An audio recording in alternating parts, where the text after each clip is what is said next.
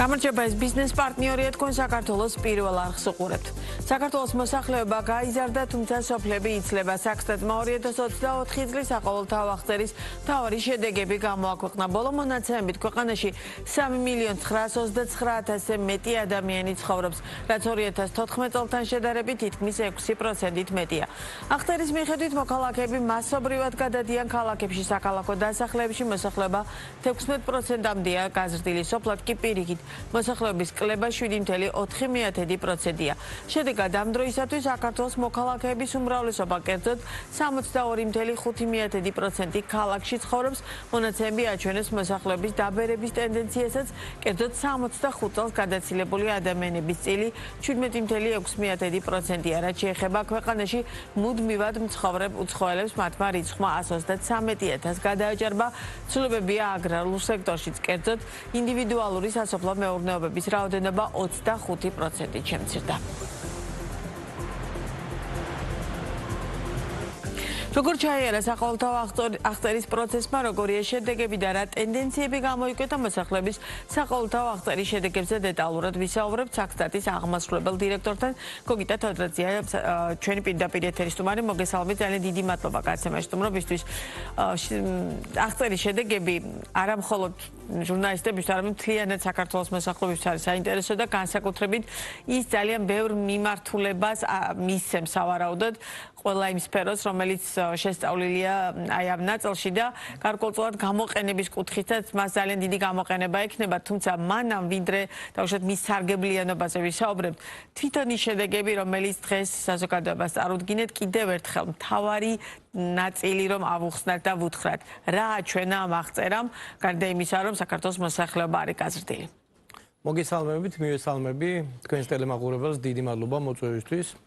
როგორც თქვენვე აღნიშნეთ, საკმაოდ მაღალი ურბანიზაციის მაჩვენებელი გამოვლინდა აღწერის შედეგად და დაახლოებით 5%-ული პუნქტით გაიზარდა 10 წლიან ციკლში ქალაქად ცხოვრები მოსახლეობის პროცენტული წილი. ასევე აღსანიშნავია, რომ დაახლოებით 20%-ით გაიზარდა ქალაქ თბილისში მოსახლეობის რიცხოვნობის მაჩვენებელი და 1.330.000 გადააჭარბა. მნიშვნელოვნად გაიზარდა ქალაქ ბათუმის მოსახლეობა დაახლოებით 54%-ით, თუ ადრე 153.000 კაცი ცხოვრობდა, დღეს დაახლოებით 236.000 კაცი ცხოვრობს ბათუმში. უნდა აღინიშნოს რეგიონულ ჭრილში მონაცემების ანალიზისას, რომ თბილისის გარდა მხოლოდ აჭარის ავტონომიურ რესპუბლიკაში და ქვემო ქართლის რეგიონში არის ზრდის მაჩვენებელი. დანარჩენ რეგიონებში კლების ტენდენცია შეინიშნებოდა. ასევე ჩვენ შესაძლებლობა ჰქონდა აღწერის შედეგების მიხედვით ვისაუბროთ, ასე ვთქვათ, მოქალაქეობაზე, ეროვნებაზე, აღსარებლობის მაჩვენებლებზე. როგორც აღწერამ გვიჩვენა, მოქალაქეთა საქართველოს მოსახლეობის 96.1% დაახლოებით 3.770.000 გახლავთ საქართველოს მოქალაქე, ხოლო დანარჩენი დაახლოებით 3.4% გახლავთ უცხო ქვეყნის მოქალაქეები, რომლებიც მუდმივად ცხოვრობენ ჩვენი ქვეყნის ტერიტორიაზე. მათი საერთო რაოდენობა დაახლოებით 133.134.000-ია. ასევე ორმაგი მოქალაქეობის მქონეა დაახლოებით 8.600-მდე ადამიანი. აღსანიშნავია, რომ 84% ეროვნებით ქართველია, მეორე ეროვნებას წარმოადგენს აზერბაიჯანელები, რომლებზეც მოდის დაახლოებით 269.000 კაცი. შემდეგ მოდიან სომეხი ეროვნების მოქალაქეები, შემდეგ რუსი ეროვნების მოქალაქეები და მეხუთე ეროვნებას აღწერის შედეგების მიხედვით წარმოადგენენ ინდოეთის მოქალაქეები. მათი რიცხვი მნიშვნელოვნად არის გაზრდილი 10 წლიან პერიოდში, თუ 2014 წელს ქვეყანაში 400-მდე იყო ინდოეთის მოქალაქეების რაოდენობა, დღეს უკვე მათი რიცხვი 24,000 აჭარბებს. რომლებიც მუდმივად ცხოვრობენ, ამაზეა მუდმივად ცხოვრობენ და ძირითადად სასწავლო მიზეზით იმყოფებიან, სასწავლო მიზნით იმყოფებიან ჩვენს ქვეყანაში. ასევე აუცილებელია ვისაუბროთ აღსარებლობის სტატისტიკაზეც. 82% მართლმადიდებელი ქრისტიანია და სხვათა შორის მათი რაოდენობა დაახლოებით 126,000-ით, ანუ 4,1%-ით არის გაზრდილი ბოლო 10 წლის განმავლობაში. მეორე რელიგიას წარმოადგენს, ასე ვთქვათ, მუსლიმი მოსახლეობა, მათი წილი 11,1%-ია, შემდეგ მოდის სომხური სამოციქულო ეკლესიის წარმომადგენლები და შემდეგ კათოლიკეები. ასევე აღსანიშნავია, რომ მოსახლეობის მთლიანად 85%-ისთვის მშობლიურ ენას წარმოადგენს ქართული, შემდეგ მოდის აზერბაიჯანული, შემდეგ სომხური, რუსული და სხვა ენები. კი ბატონო, ეს კვლევა წინა 10 წლის წინანდელ აღწერის პროცესთან რომ შევადაროთ, მთავარი ნაწილი რა არის თქვენი გადმოსახედიდან და რა ტენდენცია გამოიკვეთა ამ ნაწილში? ამ მიმართულებით. დიახ, მთავარი რაც გახლავთ პირველი урბანიზაციის მაჩვენებელი, როგორც გითხარით და თქვენს აღნიშნეთ, რომ დაახლოებით 62%-ს გადააჭარბა ქალაქად ცხოვრები მოსახლეობის რიცხვმა და ეს აისახა კიდეც ქალაქ თბილისის და ქალაქ ბათუმის მოსახლეობის მაჩვენებელზე, სადაც მნიშვნელოვანი ზრდა არის. სხვათა შორის ბათუმი ერთ-ერთი ქალაქია, სადაც ყველაზე მეტად 54%-ით არის გაზრდილი მოსახლეობის რიცხოვნობის მაჩვენებელი და ასევე მნიშვნელოვნად შეიცვალა სტრუქტურა უცხო ქვეყნის მოქალაქეებში. 134,000 უცხო ქვეყნის მოქალაქიდან დაახლოებით 24,000 გახლავთ ინდოეთის მოქალაქეები. მართალია მათი წილი მთელი ქვეყნის მოსახლეობაში 0,6%-ია, თუმცა 10 წლის წინ საერთოდ რამდენიმე ასეული მოქალაქე იყო ჩვენს ქვეყანაში. ასევე ამ სტრუქტურაზე შემიძლია ვისაუბრო, დაახლოებით, ამ უცხო ქვეყნის მოქალაქეებში ყველაზე მეტად წარმოდგენილი არიან რუსეთის, უკრაინის, აზერბაიჯანის, სომხეთის და როგორც უკვე აღვნიშნე, ინდოეთის მოქალაქეები. მაყურებელს რომ განუმარტოთ, რა ითვლება მუდმივ საცხოვრებლად, ან რა პერიოდით უნდა ცხოვრობდეს პირი ქვეყნის ტერიტორიაზე, რომ დაუშვათ ის აღწერის შედეგებში მოხვედრილ იყო, რომ უფრო ნათელი წარმოდგენა შეექმნათ, საიდან მოდის ეს რიცხვები. დიახ, ეს საერთაშორისო მეთოდოლოგია შემოთავაზებულია გაეროს ევროპის ეკონომიკური კომისიის მიერ, რომლის მიხედვითაც აღწერისას 12 თვიან კრიტერიუმს ეფუძნება ქვეყანა, ანუ პირი, რომელიც 12 თვის და მეტი ხნის განმავლობაში ცხოვრობდა მოცემული ქვეყნის ტერიტორიაზე, ის ითვლება მუდმივ მაცხოვრებლად. აქ ერთი მნიშვნელოვანი ფაქტორი არის ასევე გასათვალისწინებელი, რაზეც მინდა ხაზი გაუსვა.